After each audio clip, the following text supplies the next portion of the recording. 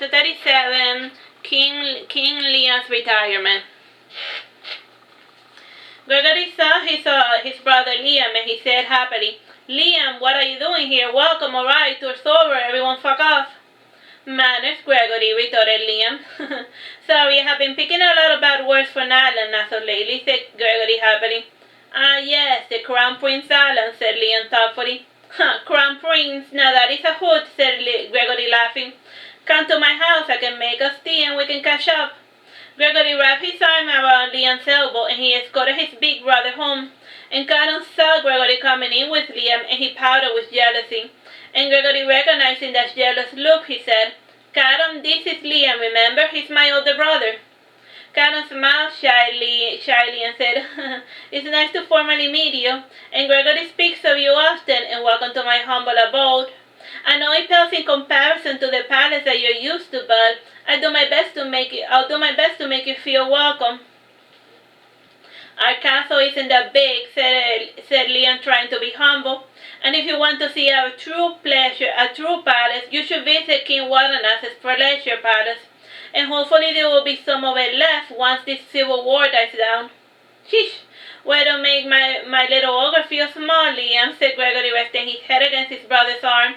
"Here, sit in the garden with Caron, and I will take you to the tea room, but the tea room is a little messy right now, and I'm going to make you some refreshments, and you still like matcha tea, right?" "I am surprised that you still remember," said Liam, smiling, and he hadn't visited since Gregory's birthday. Caron left the grass to sit beside the guest, and he rested his book on his lap, and he found Liam's height and face imposing, because he's like very tall. The moment that Gregory had turned his back, Liam's eyes had turned red, and based on what Caron knew of dragons, he fancied that Liam was angry, and try as he might, he couldn't summon the courage to speak first. Liam asked coldly, "What are you to my brother?" "We study together," said Caron, showing his book to Liam. "If you're schoolmates, why does he live in your house?" asked Liam, narrowing his eyes. "Well, because we are close to the school," said Caron, giving a nervous laughter. "Ah, yes, Julian's school is nearby. I was not aware that his school took in students that were older than 18, said Liam, rubbing his chin thoughtfully. "I will do home study. We have a tutor," said Caron, starting to sweat. And Anne was nearby watching the scene, and she found the proceedings quite amusing, which was illustrated by the wagging of her cat tail. And Liam rested his face on his fist. He reclined forward on his chair, and he continued with the interrogation. And Caron was trembling while he wondered when Gregory was coming back. And Gregory had suddenly decided to make mint cookies, Liam's favorite, so the tea brewing would have been delayed. "When you're not studying with my brother, what do you do together?" asked Liam coldly. "We play chess. He made a nice portrait of me. It's hanging in the Sacred Mass Guild," said Caron shyly. "Ah, yes, that pompous portrait. And how much did you pay my brother for it?" asked Liam. "I didn't pay for it. He just made it to impress me," said Caron, chuckling. "He has made a recent portrait of me as well. You can see it in the living room." "Yes, it is a very nice portrait indeed. The slug elements are intriguing," said Liam, turning around to look at the painting. And Caron stood up and he said, "I am going to see if I can help Gregory with the tea." Caron tried to walk past Liam, but Liam detained him, and he pulled Caron close to his face and he said, "Do you think I'm a fool? Gregory was normal till you started chasing after his tail feather." "I'm sorry," said Caron with his face as white as a sheet. "It wasn't my intention to corrupt him. Gregory loves me. I am sorry." Liam laughing said, "Geez, can't you tell that I'm messing with you? I did not mean to bully you, but it has been such a dull day. And none of this would have happened if you would have been honest about your relationship with Gregory in the first place." Caron gave a nervous laughter and he said, You knew?" "Yes. After the incident in the tower, I made certain to have eyes and ears on Gregory at all times." "Huh, there's no point in bemoaning the past. One lives and learns, I suppose," said Liam, talking more to himself. And his eyes became crystal blue again, and he sighed, and then he said, "I'm glad somebody was able to make Gregory happy. I tried, but my attention was divided, and he was such a needy kid. Gregory entered the garden with the tea and cookies, and Liam gave a warm smile to his little brother. And Gregory said happily, I am pleased to see you two getting along so well. He knows, warned Caron. Does he now? Said Gregory with a trembling in his voice, and he sat down beside Liam. You're not drinking your tea, commented Liam. Gregory took a small sip of the tea, and Liam did the same, and he breathed in, and a chilly breath escaped his lips. And since nobody was talking, Liam took the initiative, and he said, forcing a fake smile, I always knew that little Gregory liked men. When he was small, he would always bookmark the lithographs that featured male nudes. Caron started to laugh, but then he stopped when he saw Gregory pouting. And blushing, Gregory said, I was learning how to draw, and guys were difficult. Yes, especially their genitals, said Liam, teasing his little brother. And smiling, he added, I dabbled in that myself when I was in boarding school, but nothing serious came of it. Really? Asked Gregory, surprised. What can I say? I was bored. More bored than you can possibly imagine. And people do all sorts of stupid things out of boredom. And how are you spending your time when you're not working or studying? Asked Liam.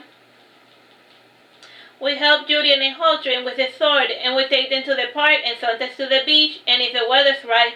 And I have been giving Julian writing lessons, and I have been practicing jousting, and I haven't done that in ages, and I'm a little rusty, said Gregory.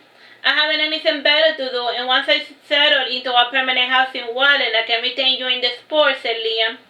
So you're no longer the king? Asked Gregory, surprised yet again. Yes, I threw it all away. All my hard work, and for what? Just to be called too old and traditional. I had plans, I had dreams, but somebody had to help our poor ailing father, protested Liam. Ruling the masses is too much work, and it gives very little payoff, and the people look at you as if you're a freaking genie, and even when you do everything right, it still comes out wrong. I am done, Gregory, done. Gregory stood up and he hugged his brother, and smiling he said, my dear Liam. Liam chuckling said, you were always a huggy kissy type, little Gregory. Gregory sat back down, and excitedly he said, so I have big news. Let me guess, you're pregnant, said Liam jokingly. Boys can't have babies, said Gregory laughing. Tell that to the Arch Magus Helmer, said Liam chuckling. Surely you jest, said Caron laughing, and he added, you're lucky Allan is not around, otherwise he would punch your light out for such a mean-spirited jokes. Nah, I read in books that parrotfishes start life as females and then they change to male. And if it can happen to fishes, it could happen to dragons as well. We're both scaly after all, said Liam thoughtfully. And much of our dragon blood is a mystery, and maybe that explains this change, and you certainly do look more feminine, and even your scales have changed color. This is certainly vexing, and if I keep changing, who knows what I might look like in a couple of months from now. What is, and there's even that, but is, said Gregory, becoming nervous about the topic. Don't torture yourself about it, Gregory. Dragons are creatures of variety, said Liam, hugging his little brother. And he said, you're going to be okay, alright? Gregory gave a sigh of relief, and changing the subject, Liam asked, so when do you plan on making my brother an honest woman? We barely celebrated our first anniversary, and, well, are we even allowed to? Asked Caron. You could marry in Ark in the kingdom of Mordred. It is neither legal nor illegal. Our ancestor was a wise and noble dragon, and he knew that in matters of the heart the government should not try to legislate, said Liam. So tell me, Caron, how do people marry in Wallen? In Wallen, people have weddings but don't get married. We were founded by prostitutes, sailors, and pirates, and marriage for them was not something feasible or convenient, and weddings are treated as a private affair, and the church is discouraged from even mentioning domestic partnerships, explained Caron. I see. Wallen is certainly different from Mordred. It almost feels like another world with the clothing that the men and women here sometimes wear, said Liam, looking at Leda passing by, and the maiden was wearing skinny jeans and a tank top. Cause like Leda's father is like a vampire from like the guy Isekai to like this fantasy world, you know, like it's a different. It's not important to the main.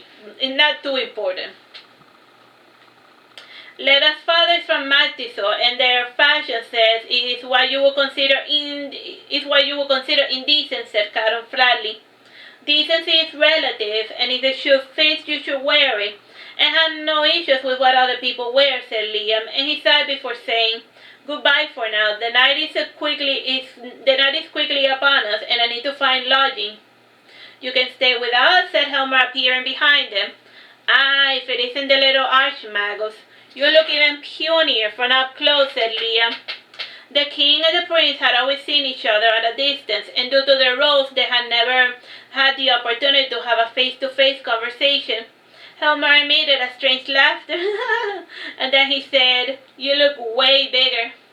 And Caron whispered to Gregory, "I think little Helmer has a new boy crush." "I do not want to impose," said Liam. "If it is alright with Allan and Marina, I will stay for the night." "Allan is coming tonight, so you can ask him when he shows up, and tonight is my turn to get tied up and I'm nervous, but I look forward to it. Why am I telling your brother this?" Gregory was speechless after hearing Caron share his intimacies with Liam, and both had their faces red like a tomato, and they waited to see what Liam would say.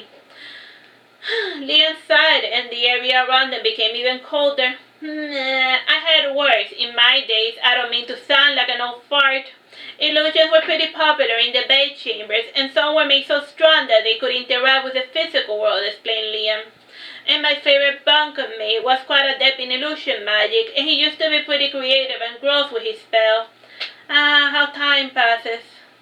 Liam spent the rest of the afternoon telling Caron and Gregory about his early youth and all of the things he wanted to do. And Helmer said nothing. He simply stared dreamily into Liam's blue eyes. The flow of the conversation was interrupted when Allan entered the garden carrying sunshine. Alright, let's see what it is. Bye-bye and God bless.